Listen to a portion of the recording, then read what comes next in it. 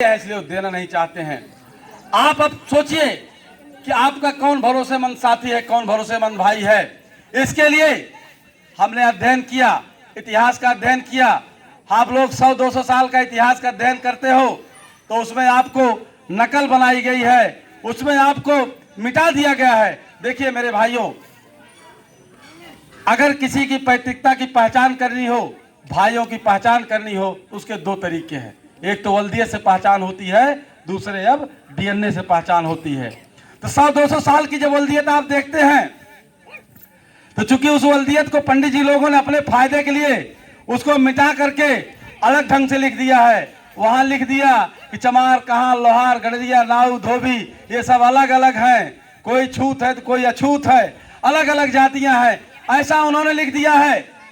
लेकिन हमने 2000 साल का इतिहास जब उल्टा, 2000 साल की खितौनी जब मैंने देखा, 2000 साल के पीछे मैंने जाकर के देखा तो पता चला कि लोहार, कहां, गड़रिया, नाऊ, धोबी, चमार, मलाह, ये सब एक ही पुरखे के औलाद हैं। मतलब इनके पुरखे एक हैं।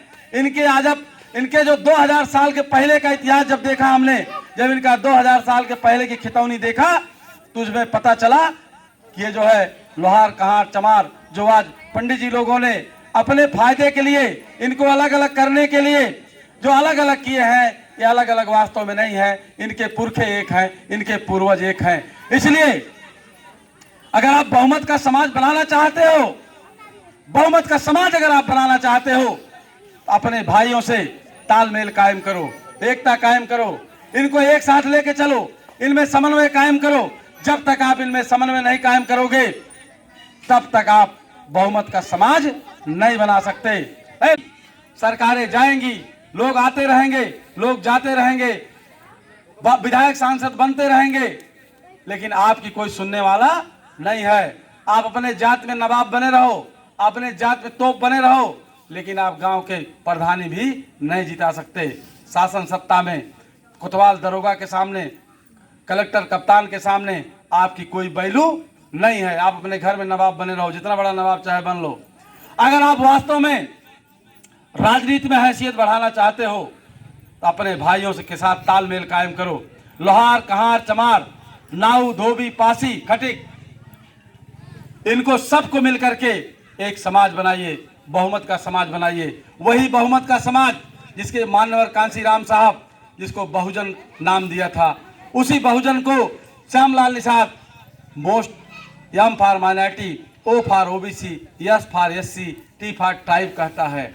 मोस्ट में ओबीसी, एससी, माइनॉरिटी ये जातियां हैं, और ये सभी जातियां कहीं न कहीं से एक दूसरे के समीप हैं। दुखिया दुखिया आपस में भाई भाई हैं। इनको मिल करके एक बहुमत का समाज, एक बहुमत का वर्ग बनाइए और सत्ता तभी आप प्राप्त कर सकते हैं। प्रधान से लेकर के प्रधानमंत्री तक आप कब्जा कर सकते हैं। अदरवाइज आपके पास भाग को कोसने के अलावा, विधवा विलाप करने के अलावा, टहल टहल कर रोने के अलावा और कोई रास्ता नहीं है। अगर आप सरकार बनाना चाहते हो, सांसद विधायक बनाना चाहते हो, तो आपको लोहार, कहार, चमार, गड़रिया, इन सब में जो है एकता कायम करनी होगी। एकता कायम किए बिना और कोई दूसरा रास्ता नहीं है। अगर आप जाति जात के आधार पर बंटे रहोगे तो चुनाव में सिर्फ यही हो सकता है कि वोटों की दलाली कर सकते हैं। आप अपना वोट किसी दूसरे को दिलवा सकते हैं, चाहे पांडे जी को दिलवा दीजिए, चाहे तिवारी जी को दिलवा दीजिए, चाहे ठाकुर साहब को दिलवा दीजिए, लेकिन आप स्वयं जो है नहीं ले सकते, या स्वयं उस लायक नहीं हो सकते। स्वयं उस लायक होने के लिए आपको इन्हीं भाइयों को जोड़ना होगा। साथियों,